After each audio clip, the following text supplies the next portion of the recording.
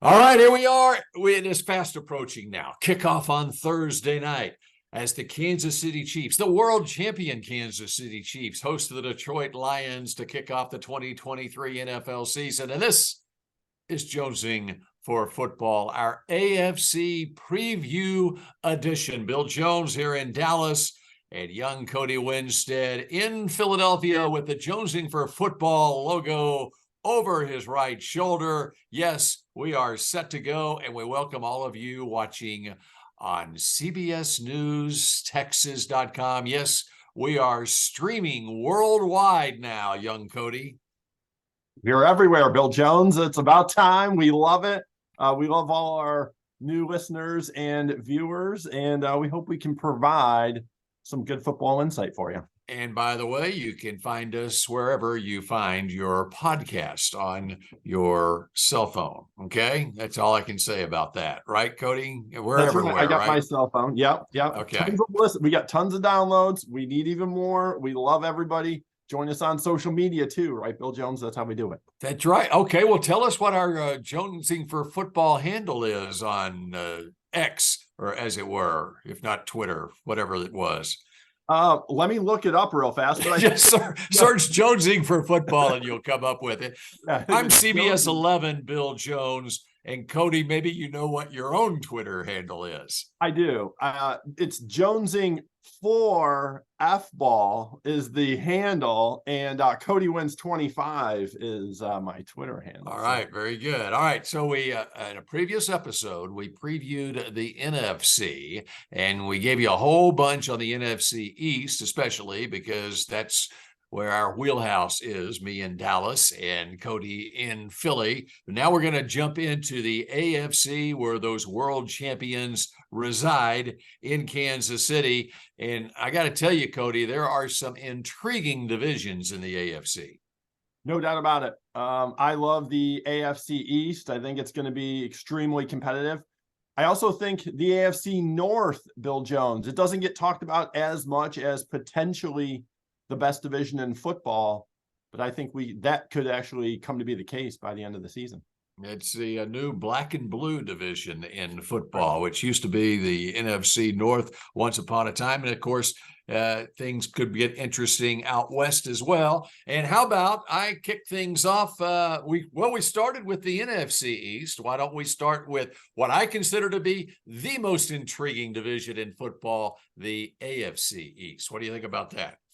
Let's get at it. How about the Buffalo Bills? You want to start with them, or do you want to start with my New York Jets? Or do I start with my New England Patriots? Let's start from the bottom and work our way up. Okay, sure. Okay, we're going to start with Buffalo. We'll start with Buffalo then. Yep, let's do it. Actually, Miami is young Cody's team. It has been his team in the past because of Tua, their quarterback, right? That's true. Tua is my guy, but this year the Jets are my team. Don't try to steal him from me either, Bill Jones. All right, here we go. Buffalo, which, by the way, now that we're into game week, Buffalo, it's the first Monday Night Football matchup of the week. It features two NFC or AFC East teams. The Buffalo Bills play at Aaron Rodgers and the New York Jets. All right, Buffalo is, of course, last year. You heard it here first last year at this time here on Jonesing for Football. Well, everybody else was picking the Buffalo Bills to win the Super Bowl last year. Well, almost everybody else. We said, not so fast, my friend, because we figured that something would happen to Buffalo on their way to a Super Bowl. And sure enough, something happened to Buffalo on their way to a Super Bowl. In fact, ironically enough, it was snowy conditions, an icy field in Buffalo, of all places, that derailed the Buffalo Bills Express, them losing to the Cincinnati Bengals, who had the right kind of shoes on, apparently. Supposedly. In that divisional playoff game. All right. Of course, you start with Josh Allen, and you've got as receivers Stephon Diggs, Gabe Davis, Trent Sherfield is penciled in as their third receiver. I like what they did in the draft, picking up Dalton Kincaid to pair with Dawson Knox at tight end. James Cook could emerge as the real go-to guy at running back. I think I see Cody nodding his head there at 507 yards a year ago, and backfield mates, Damian Harris and Latavius Murray there. Offensive line is interesting for Buffalo. They signed Connor McGovern, the former Dallas Cowboy, at one guard position, and they drafted Osiris Torrance in the second round, number 59 overall. They're replacing two guards from last year, Roger Saffold and Ryan Bates, with McGovern and Torrance up front. But I think really one of the most interesting things they did, the big loss for them on defense in the offseason, Tremaine Edmonds, who is now a member of the Chicago Bears. And this flew a little under the radar this past week after the cuts were made. And, you know, the market is flooded with 1,100 players who get cut from teams, including some veteran players. The Houston Texans let go Christian Kirksey, and Buffalo signed Christian Kirksey. Now, and it goes under the radar because he got signed to their practice squad. Well, that just means for now he's on the practice squad. He'll get elevated in due time. And I think he is now the replacement for Edmonds at linebacker for this Buffalo's defense. Kirksey just turned 31 years old and a veteran player. I think that was much needed. That was a gaping hole in their defense that they had not filled all the way through training camp. And the other thing that should improve their defense this year is if they can stay healthier this year, as Tre'Davious White, who only played in 6 games last year, back this year, and Micah Hyde only played 2 games last year, back this year. They could be better on the back end. But I can understand why Buffalo is the pick of many still to emerge in what will be a highly competitive AFC East. Yep, they're the front runners right now. My Jets nipping at their heels, though. The thing that sticks out to me about Buffalo is the defensive coordinator position. Leslie Frazier seems to be taking a year off, or we'll see what happens. He actually worked with NFL Network during training camp coverage.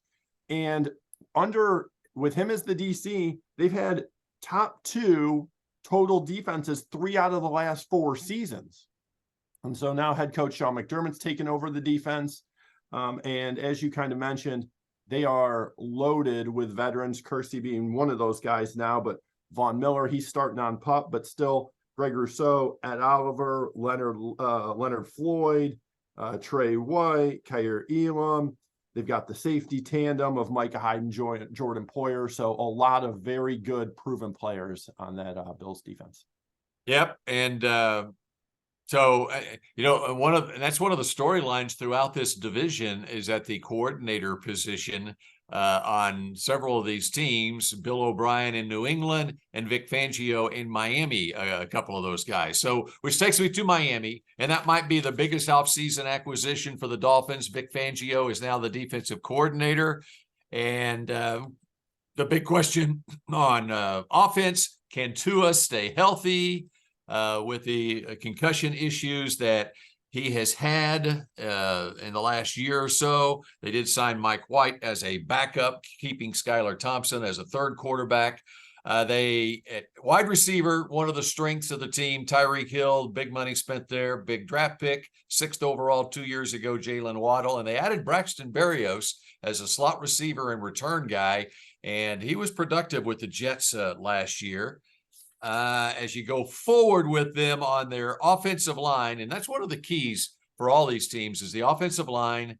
And we talked about in our previous episode on the NFC, can the Dolphins' offensive line be good enough to give time for Tua to run that offense and get it to their playmakers? I know there's a couple of guys on the defense that you like, and Jalen Phillips, who needs to add to his 7-sack total of last year, and it'll be interesting with Vic Fangio calling the shots on that defense, who emerges. But one of the big issues that they had in the preseason, of course, their free agent or their trade acquisition, Jalen Ramsey, goes down with an injury, and they quickly signed Eli Apple to replace him. And then they made the trade for Kelvin Joseph. We'll see if he can find a home. He's not going to start for them and will probably just be a special teams guy. That was a move they made in the last week. Okay, let me move on quickly to the Patriots And then I want you to chime in on the Jets since they're your team. Okay. Thank you. The Patriots, Bill O'Brien, the offensive coordinator. Can he do for Mac Jones what he has done in the past? He's a well-respected offensive coordinator going back to his days with the Patriots. They added Zeke Elliott late in training camp to pair with Ramondre Stevenson at running back. Juju is now a New England Patriot to pair with Devontae Parker and Kendrick Bourne. They got a tandem at tight end in Hunter Henry and Mike Gesicki. And but what I really like about New England, why are you laughing? I mean, you're reading those off with enthusiasm like they're a bunch of star players. There's no electricity out of any of those guys. There's no chunk plays out of any of those guys you just mentioned. I just want to make sure everyone's clear on that, Bill Jones. Okay, you be clear on that. You be clear on that, and you watch. What's the over/under on New England? They went 8-9 last year. The over/under 7.5. Okay, they're going over that. They are going over. They are going over 7.5. No, they're not. They're going under. Zeke is motivated. You saw the memes of Zeke and how he once looked and now he looks now. Okay.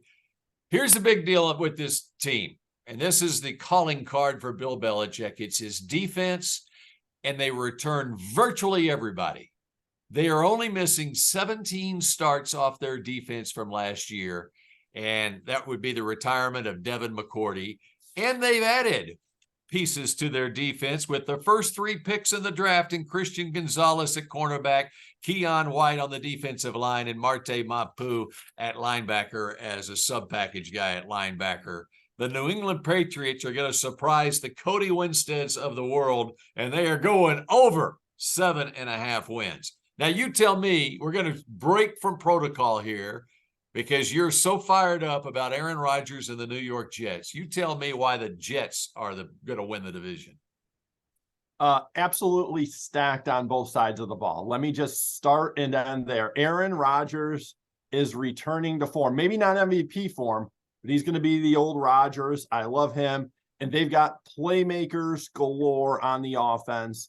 Dalvin Cook is going to be a nice insurance policy for Breece Hall, who personally I love. Garrett Wilson, after the season, is going to be one of the top 5 or 6 receivers in football. There has been questions about their offensive line, but I actually feel pretty good about them, especially the guys inside, Laken Tomlinson, Connor McGovern / Joe Tipman, Elijah Vera Tucker. Those guys are solid. Guard, center guard. It looks like Dwayne Brown, Mekhi Becton will handle the tackle spots, but they also have some depth there. Billy Turner can Whoa. You said that like Mekhi Becton is this Pro Bowl type player at tackle, and like, oh yeah, they're no problem. Aaron Rodgers is never going to get any pressure from that side.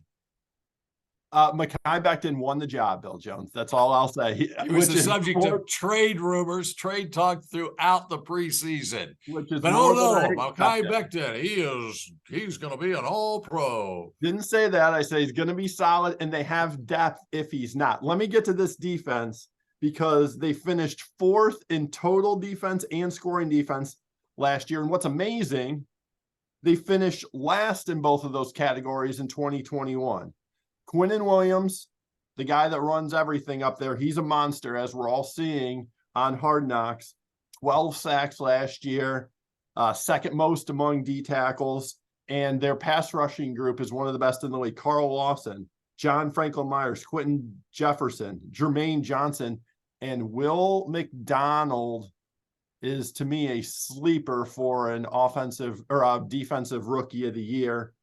He's had 5 tackles, 1 sack, 3 quarterback hits in the preseason. And so I think the Jets, who were top 10 in sacks last year, Bill Jones, probably have even more this year.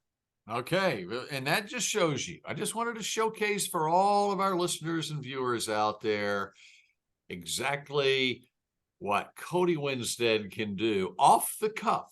Okay. He was not assigned the New York Jets for this particular podcast. And yet I had the confidence in him to throw him the football, just like Aaron Rodgers has the confidence to throw Alan Lazard the football, and he would score a touchdown with it. And that's exactly what young Cody did there with the New York Jets. Bill Jones, this podcast is going to be about 30, 35 minutes. I could talk 30 or 35 minutes on the New York Jets alone. How about that? That's exactly right. And that's why I was hesitant to talk about them myself, because my analysis would pale in comparison to the guy who has rewatched every episode of Hard Knocks several times the last month. Not quite, but I have watched every episode. All right. You ready to get to the AFC North? Yes, the black and blue division. All right. Like I mentioned, I think it's going to end up being the best division in football. And here's why. The AFC East, the NFC East, I don't think every team in those divisions can make the playoffs. The Patriots, to me, have no shot. The Commanders, to me, have no shot. I do think every team in the AFC North has a good chance to make the postseason. Let me start with the Bengals, because they are, to me, the easy head and shoulders above everybody else front runner. Joe Burrow, it all starts and ends with him. Complete stud, to me, the second best player in football behind Patrick Mahomes. I love the confidence that he brings to teams. I spent a few weeks with the Bengals last year, and everybody in that organization loves him. And I love that Joe is a cool dude. He hangs out with all the guys. He's playing cards. He's playing dominoes. And my favorite thing about him on the field, Bill Jones, he's great when the game is most importantly on the line. Third quarter, he's the best in the league, passer rating wise. Fourth quarter, best passer rating in the league as well. So he's really good on third downs. He's great on in the fourth quarter. And so at 26 years old, to me, it's Joe Burrow is going to lead these guys to a Super Bowl at some point. It's just a matter of when and how many. And the main key for Cincinnati this year is the improved offensive line. Orlando Brown comes over from the Chiefs. He's now the left tackle, and his addition kind of solidifies the rest of that group. They've also got Alex Kappa, Ted Karras, Cordell Volson, and it also allows Jonah Williams to move from left tackle to right tackle. And this is important because Joe Burrow has been great with terrible offensive lines. Just think how good he's going to be with a great offensive line.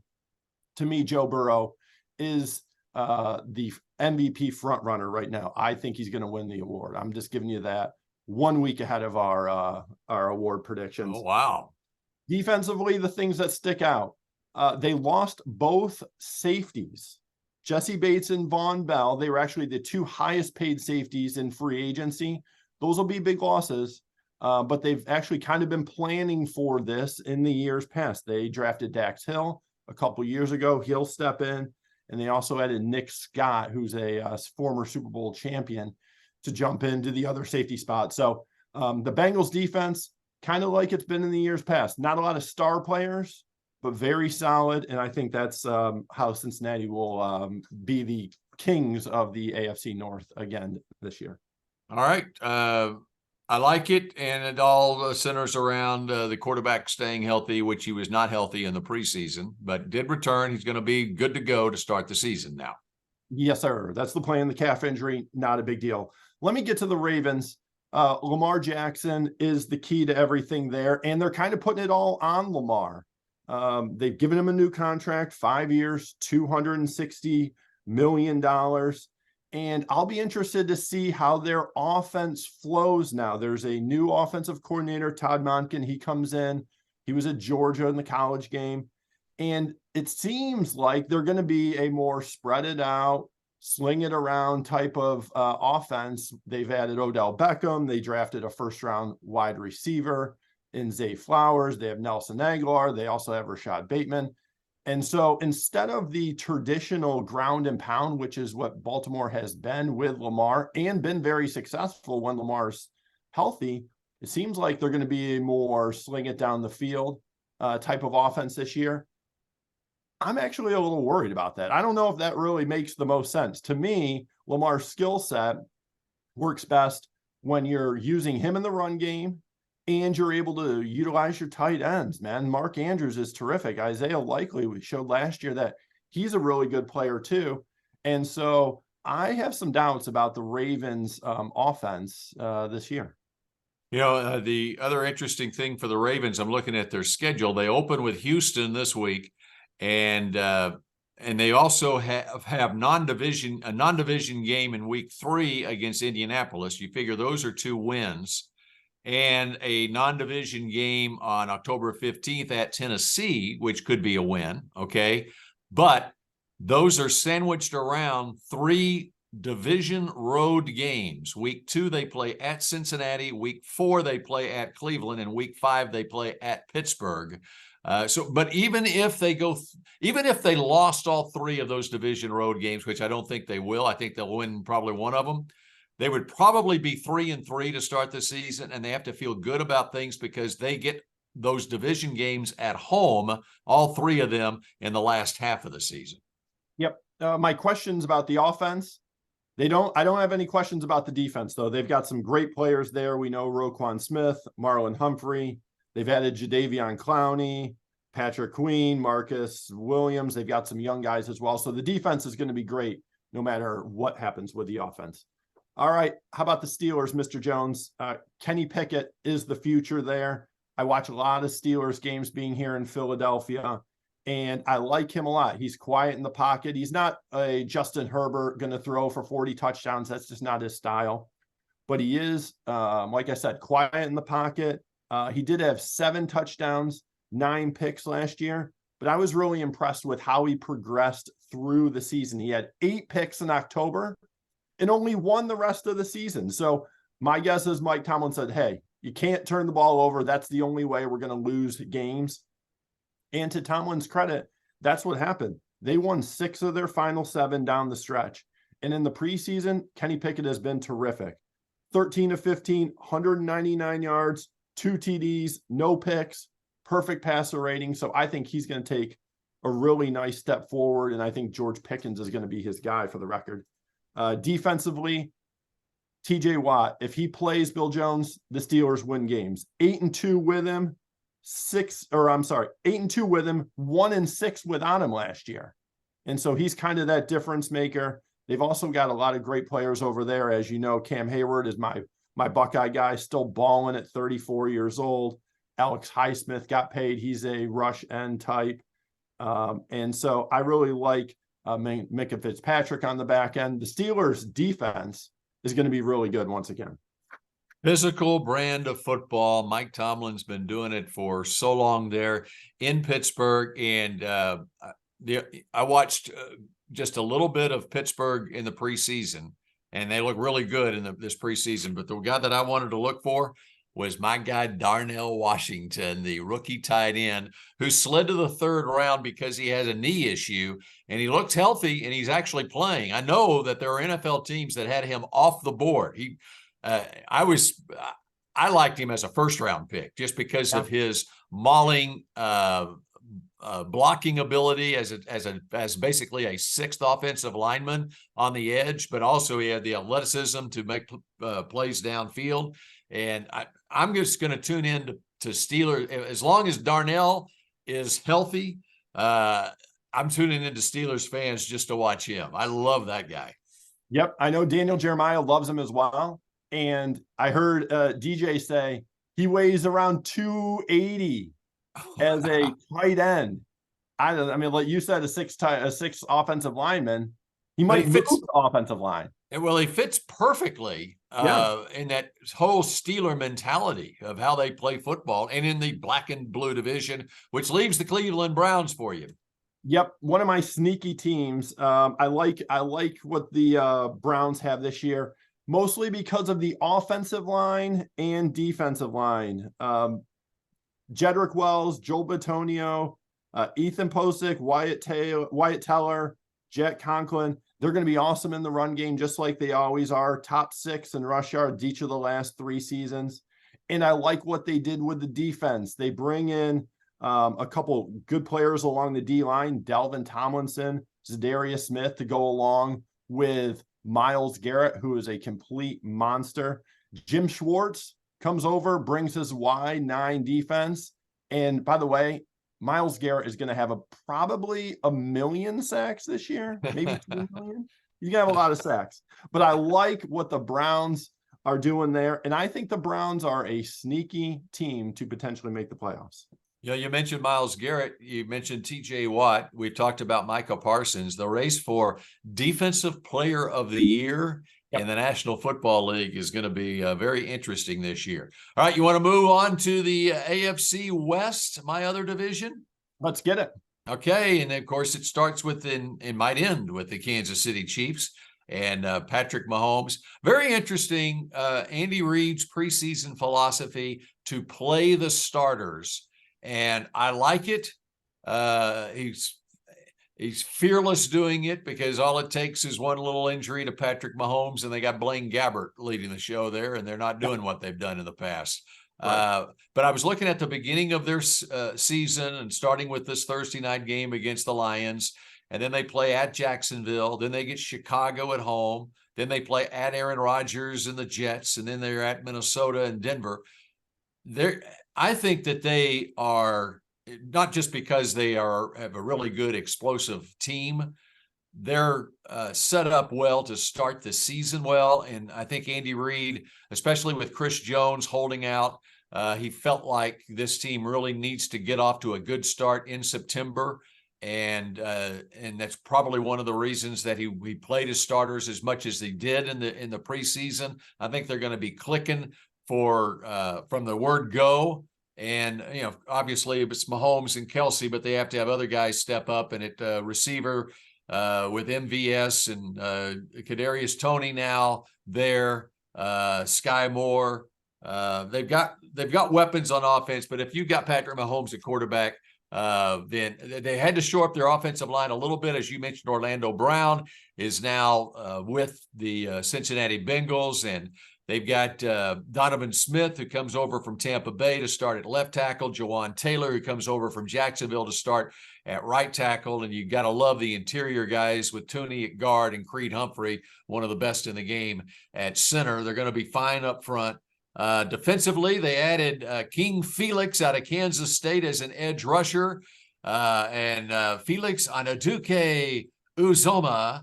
And, of course, they've been missing Chris Jones during the preseason in a contract dispute. And he's important, Bill Jones. I suggest rather figure out a way to get him on the team again. He is rather important. That's right. And so that's why we are stressing the offense and scoring a lot of points. And that offense needs to be clicking to start the season. Moving on in the AFC West, and I'll let you fill in the gaps here as we go along.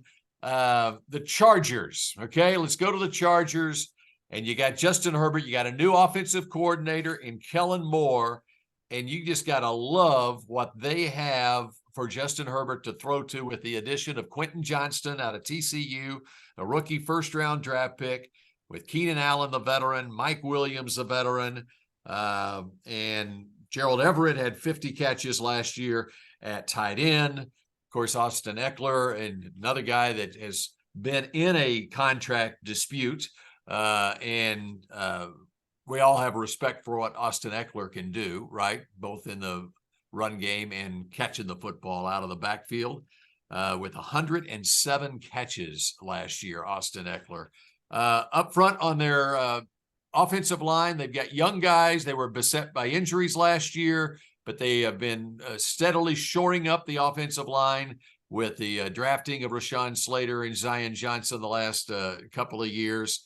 And on defense, at all three levels of the defense, they've got some guys who can be a factor. And, you know, the Chargers are a team that, because of the quarterback, they have the ability to challenge Kansas City because of the quarterback with Justin Herbert there. Yep. What are your thoughts on Justin? I think he's a stud overall. And I want to say this. You mentioned Kellen Moore. Really high expectations to be the Cowboys offensive coordinator. Kellen Moore had a top 6 scoring offense in 3 of the 4 seasons and lost his job. Man, you got to be really good to be a coach there in Dallas, huh? Well, and you know the backstory there is that Mike McCarthy wants to call the plays. It's on Mike McCarthy now in Dallas. And how long did it take for Kellen Moore to find a job once it was announced that Mike McCarthy's going to call plays? 1.5 seconds. Right. Yeah, exactly. And I would say right when they heard he was fired, someone called him. And I would say that he landed on his feet in LA with the Chargers. By the way, not only the TCU Horned Frog Quentin Johnston, but Darius Davis was impressive this preseason. He's a return guy as well as a wide receiver, a little guy who can do a lot and shouldn't miss a beat going right into the league. I saw the Raiders last week, and the Raiders, young Cody, since they went to the Super Bowl, 2002? How many winning seasons have the Raiders had in the last 20 years? It's a good question. I don't know the answer, but I'm going to say 4. You would be wrong. What is it? They have had 2 winning seasons. They've made the playoffs twice in the last 20 years, and both times were here in the last 5 or 6 years. But they've only had 2 winning seasons. They've had some 500 seasons in there. 2 winning seasons since 2002 when they went to the Super Bowl. Jimmy G is now the quarterback there. And of course, Josh McDaniels in his second season. And it's been a massive turnover. The biggest thing that they got done in the preseason, it was they got Josh Jacobs finally in camp after the preseason games were all played. He carried the ball 340 times last year and had 53 catches, so nearly 400 touches for Josh Jacobs in a time in this league where there's no such thing as a one running back team. Well, Josh Jacobs is the guy that has carried the load there. Davante Adams was supposed to hook up with your guy, Derek Carr, and create what they did at Fresno State, what they did in college. Was short-lived, Bill Jones. They were best friends, again, for a year, and then they left. Then they split. That's right. That's right. Max Crosby is their big guy on defense, and he looks primed to even do as well as he did last year with 12.5 sacks. One of the biggest disappointments last year was Chandler Jones, and he only had 4.5 sacks last year. Guy who came over from the Cardinals. I'd like to move on to Denver, though, because I think you spent enough time on the Raiders. You're not even spending that much time. That's right. I spent too much time on the Raiders. I had to watch them for 3 hours the other day. Sean Payton, Denver. Can he turn around Russell Wilson? It's going to be very interesting to see. If you're asking, I have no clue. I don't think anybody knows. I don't think Russell knows. I don't think Sean Payton knows. Normally, the people involved know. I don't even think they know. Do you think it was a mess that he inherited in Denver? What do you think Sean Payton would say?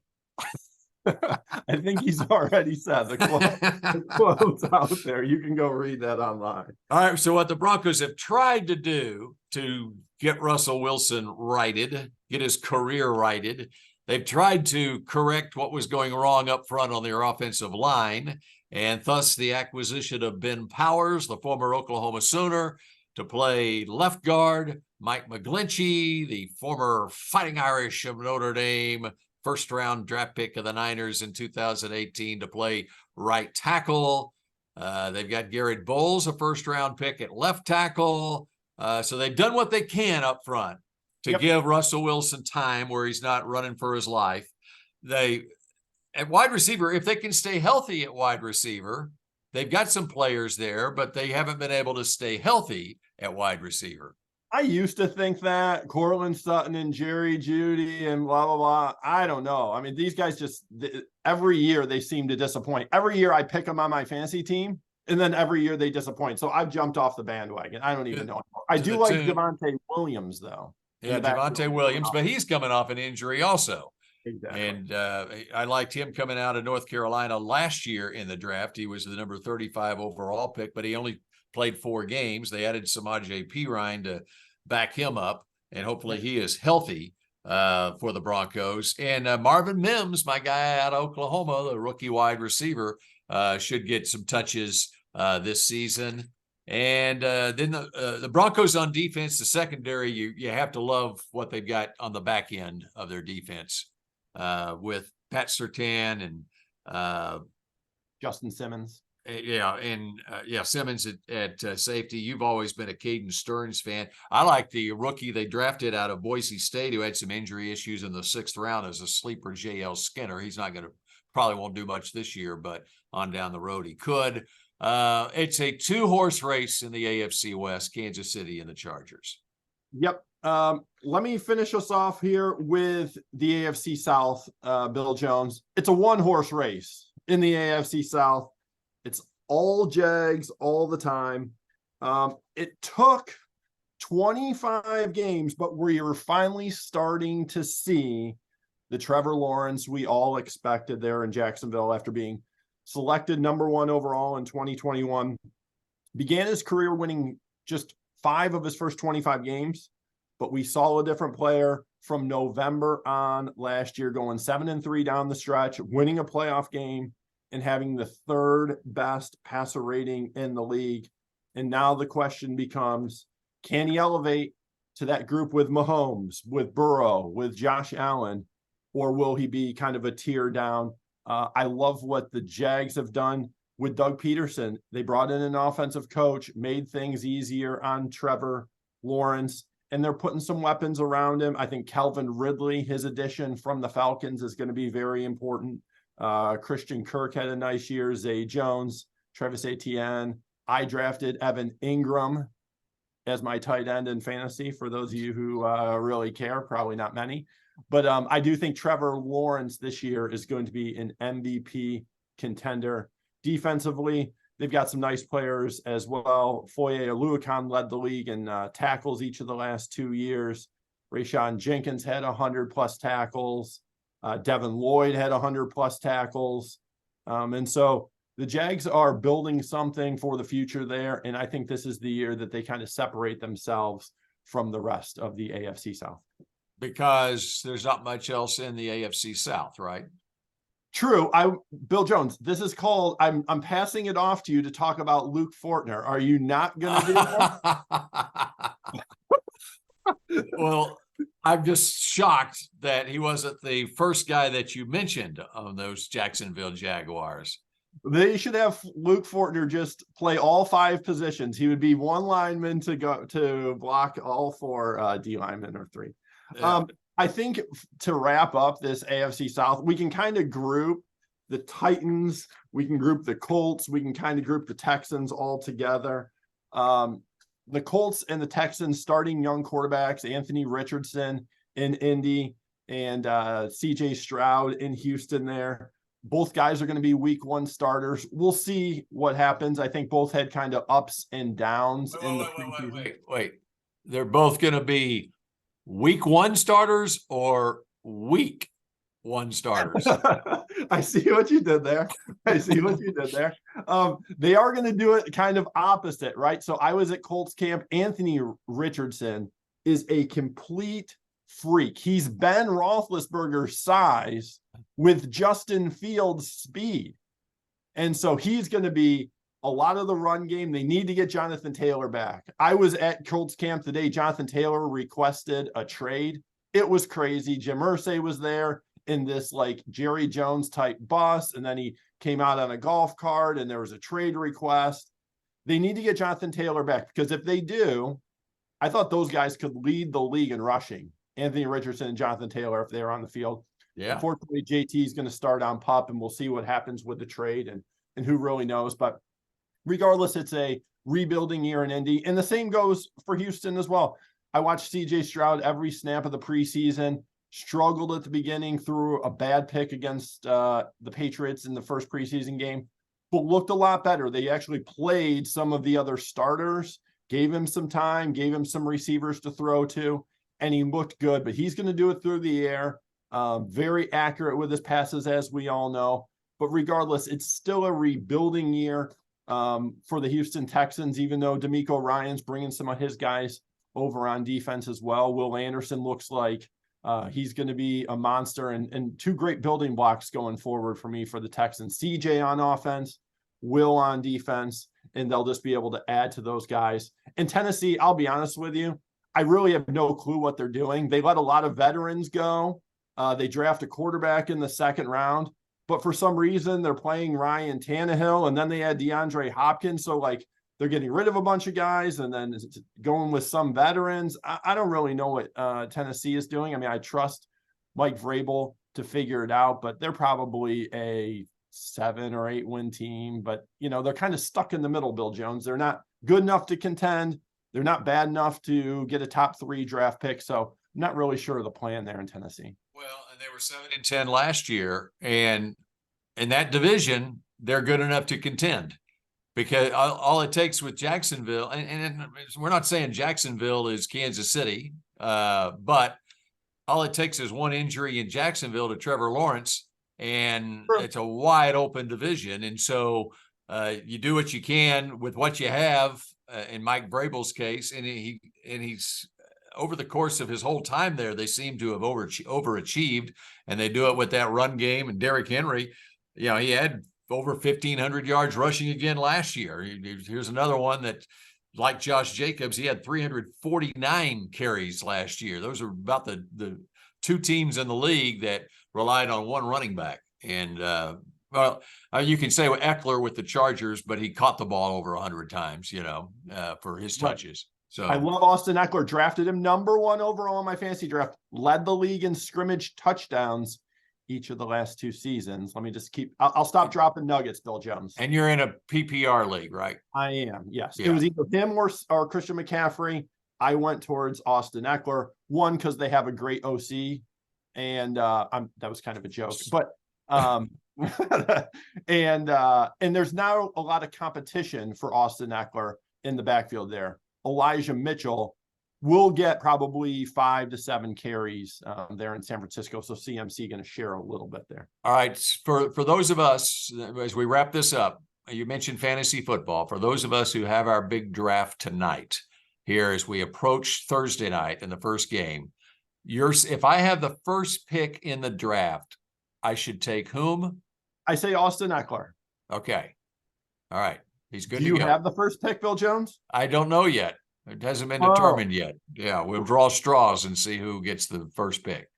I'll say this. Draft Garrett Wilson. I think he is a very good value right there. And also, shockingly, George Pickens is really good value. He's like 5th or 6th round for some reason. I think George Pickens is going to be 1,000-yard receiver.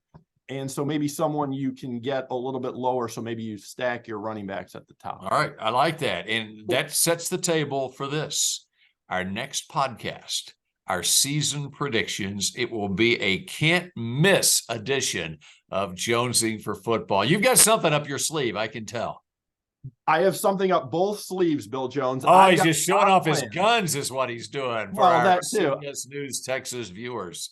That too. We've been off for a month from Jonesing for Football, so I've been in the gym a lot.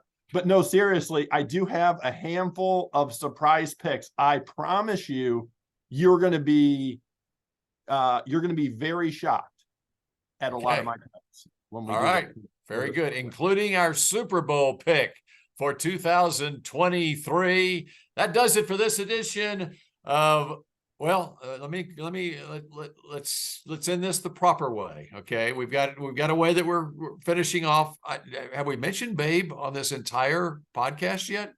We have not, and that's a major mistake on my part. I can't believe we waited until after 40 minutes to do this, but we love Babe, and we know he's listening, and we know he's taking detailed notes on our information. And since this was an extended version of Jonesing for Football, we also know he is worn out on that elliptical right now. And so we'll have a much shorter version next time, our season predictions. But for now, thanks for joining us here for Jonesing for Football.